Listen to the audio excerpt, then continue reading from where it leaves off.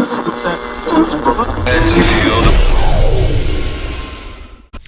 everyone, welcome to Chargers TV, and what a big Saturday night it was in the Seawall over the weekend, as I welcome my co-host Justin Bryan along with me as well too. It was your very own Telstra Hobart Chargers getting the win in an absolute thriller of a ball game at Kilsyth, taking on the Cobras. Let's have a look at the results from that game for you now. Hobart 98 to 96.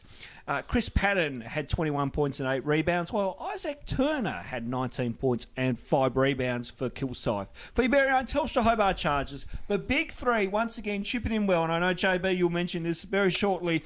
Craig Moller had 28 points and 11 rebounds. Mafang Muo had 26 points and 4 rebounds as well, while Trey Nichols 23 points and 6 assists. JB, absolute thrill of a ball game, kind of finished in controversial circumstances. Well, we won't go too deep into that, but let's have a look. Kilsyth were up early. I think the biggest lead was either 10 or 12 at one stage. Hobart had a very good second half, were able to rally back and then had the momentum at the right time, at the right point in the game, and was able to sneak that one. And we're going to host a preliminary final in 2 weeks' time. It is all happening here in Tasmanian basketball.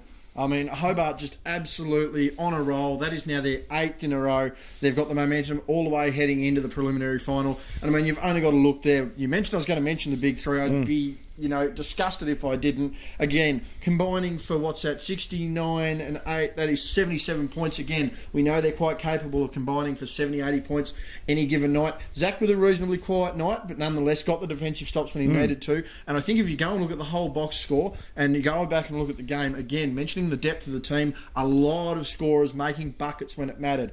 Trailing at 8 at half-time, maybe the question then began to raise, are they going back to their individual play? Do they want to try and star so they can say they carry the load and really did their bit? But nonetheless, they locked themselves back into the driver's seat. They got the win, and my God, is the roof going to raise off the place in the preliminary final. Absolutely. We're going to have details of the preliminary final here at home in the last segment of the show, where we'll there was a statement from the club today, on the day of this recording. So there's some information that we'll spread out to you. And a big win. And as we mentioned, we'll mention this in the next segment, but just a quick one, that Launceston were the other big winners in the women's side of the competition as well too. Absolutely, and I mean that's huge considering Launceston is arguably, from an individual standpoint, the big women's club almost in the southern part of Australia as far as basketball is concerned, because a lot of these other states, New South Wales, Victoria, they have their own WNBL sides, whereas Tasmania, the lone standalone women's club, is Launceston. We do have our own women's Hobart Chargers side, but as far as a whole club situated on the one focused team, Launceston is arguably the biggest club, and getting a win like that, man, next weekend, the weekend after, is going to be huge. One of the biggest weekends in the history of Tasmanian basketball. Absolutely. And we'll quickly mention it. So Friday, August 10 will be the preliminary final for the Chargers. August 11 will be the preliminary final for the Launceston Tornadoes at the Elfin Sports Centre. And then August 12 on Sunday, the Hobart Chargers will be taking on St Mary's, which we will have a look at next week, later to the date, or in next week's show as well too. So a massive weekend of hoops. But we're going to focus on this weekend coming up, and we'll have a look at the rest of the results for the league for you right after this. Over to Nichols, gets the screen by White. Nichols goes left side, gets the shot. And welcome back. Now we're going to have a look at the rest of the results from week 1 of the finals. And it all started in Nunawading taking on Ballarat in the men's competition. And it took overtime to decide this one. Nunawading getting the win 109 to 103. In the other game over in Canberra at the Australian Institute of Sport, the Basketball Australia Centre of Excellence went down to the Bendigo Braves 97-75. So the COE are out. In the women's competition, it was Kilsyth getting the win over Nunawading 81 to 58. Other results for you here: Diamond Valleys went down to Geelong 92 to 65. While the Melbourne Tigers in the women's comp won against Santringham by huge here, 89-54.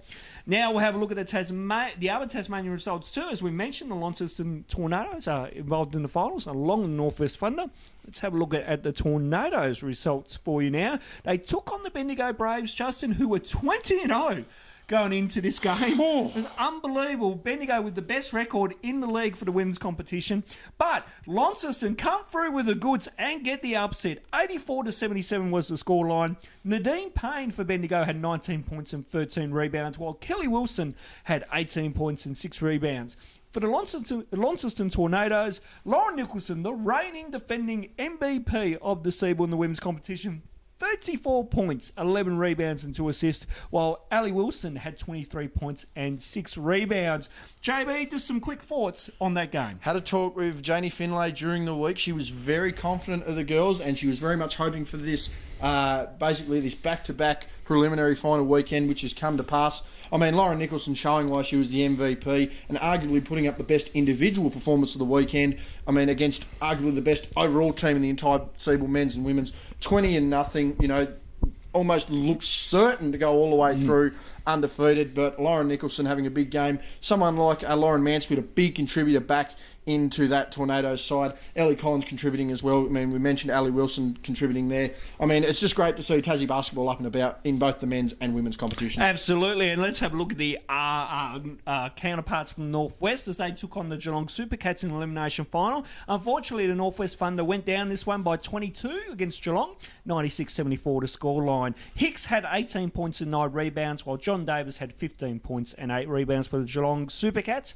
For the Northwest Thunder, it was Lockie Barker with 24 points and Mason Bragg with 13 points and 6 rebounds. Again, some quick thoughts here, JB. Again, a young side and one that was almost deemed not to want to make finals. I mean, Sam Armstrong himself said the end of the season there for the Thunder wasn't the strongest, and that if they do make finals, it just wouldn't cut it. I mean, that proved to be a factor. But some really promising signs there in young Lockie Barker. And I mean, Mace finished all second team. I mean, he was amongst their best three as well. So some really positive signs for the youth of the Thunder and Tassie basketball in general. As we know, the talk of the Huskies up and about. So seeing these young guys being able to deliver in finals may not necessarily get the team result, but to be able to show their ability as an individual and what they can bring to a team can only be a benefit for the Thunder in the future, and certainly for a potential NBL bid for Tasmania. Fantastic to hear, JB. Let's look ahead to next week now. We'll throw some of the stuff up here again, some quick thoughts, JB. The men's semi-final, and this is the one that we're going to keep an eye on because the winner of this will play Hobart in 2 weeks' time. Ballarat taking on Geelong at the Minor Dome. Well, Ronald, it's going to be a hell of a tight game. We've seen the Miners this year. They're pretty active. Geelong, pretty active. I'm going to say maybe Geelong in an upset because I really think they've got the desire to come down here and play. But at the same time, if the Miners come down, look out. So it could go either way, but I'm tipping Geelong. Okay, and in the women's semi-final, the winner of this one, JB, will play Launceston in the preliminary final at the Elfin Sports Centre in 2 weeks. So Nunawading taking on the Melbourne Tigers. I'm probably going to go with Nunawading on this one. As again, credit to Melbourne all season long, but going to say Nunawading and another hell of a game coming up if they get through.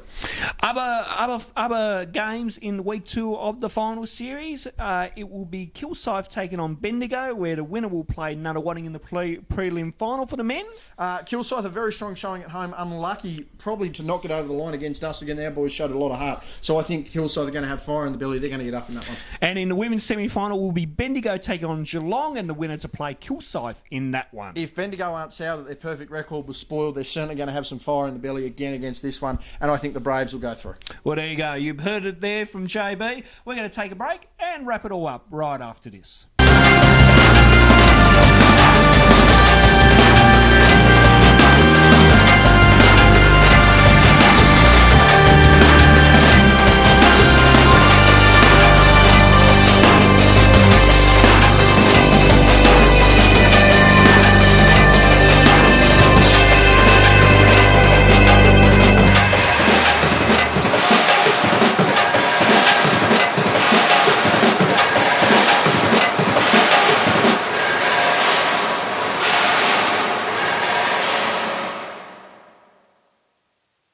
welcome back. Don't forget to follow us on all of our social media content to keep up to date with all the goings on here at the Telstra Hobart Chargers. You can like us on Facebook, you can follow us on Twitter, you can follow us on Instagram, or you can subscribe to our YouTube channel. So don't forget to keep up to date with all the goings on here at the Telstra Hobart Chargers. Now, JB is still on screen with me. Usually I'm on myself here as we go along, but we do have some information that's come out from the club via their Facebook page.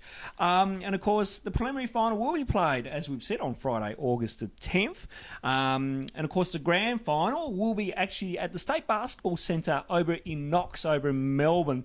And that's where that will be, on neutral territory. So there you go. General tickets will be on sale later in the week. If not, by the time this has already gone to air, general tickets should be on sale.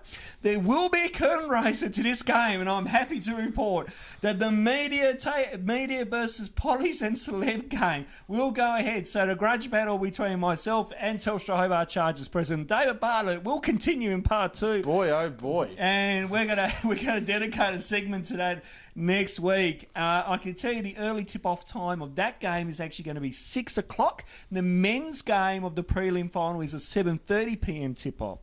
Now, in regards to ticket sales, season ticket holders will need to purchase a ticket to the finals. But you will be given exclusive early access to the LC8 section to select your seat before general sales go online, and you'll be notified by email, from what I've been told.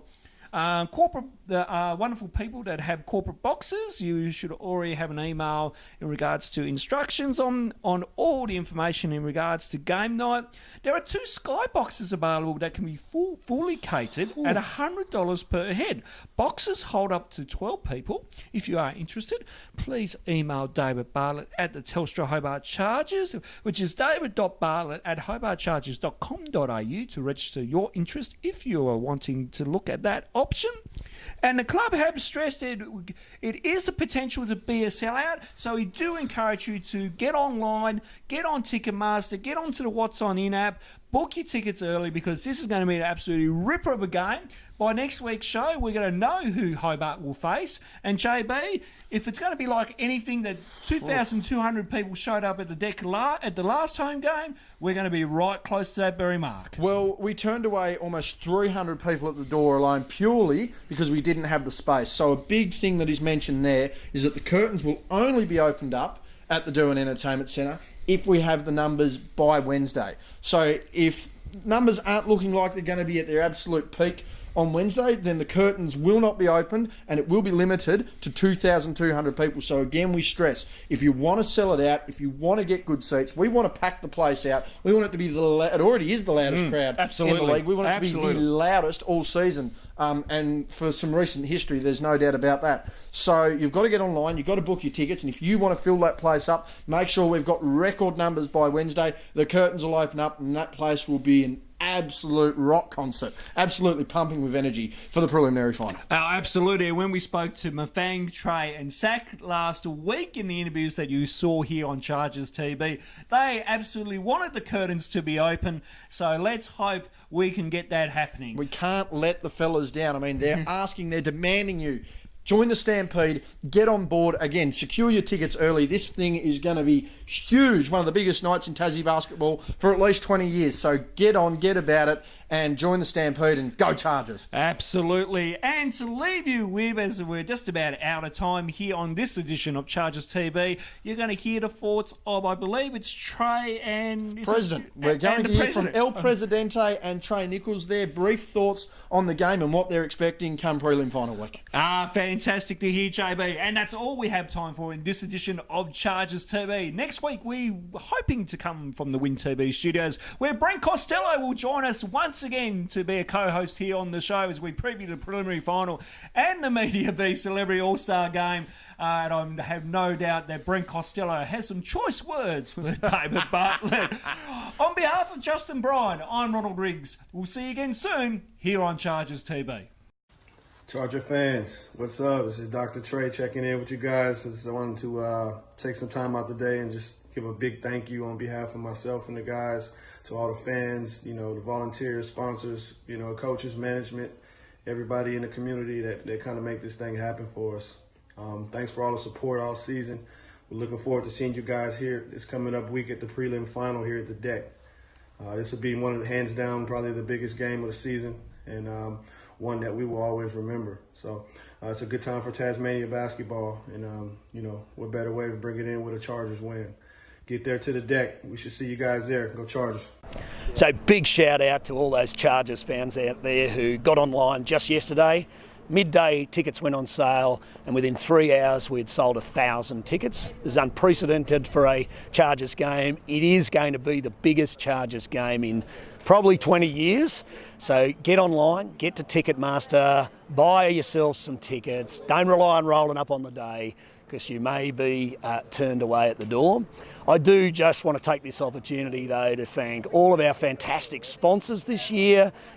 This great squad, both the women's and the men's, of course, our coaches, our army of volunteers. There's 100 of you out there that just do extraordinary work, have done extraordinary work over 2 years, and I hope, like me, you look around at the crowd of 3,000 on Friday night and get a real buzz out of the great work we've done together. So congratulations to you all, guys, and go Chargers.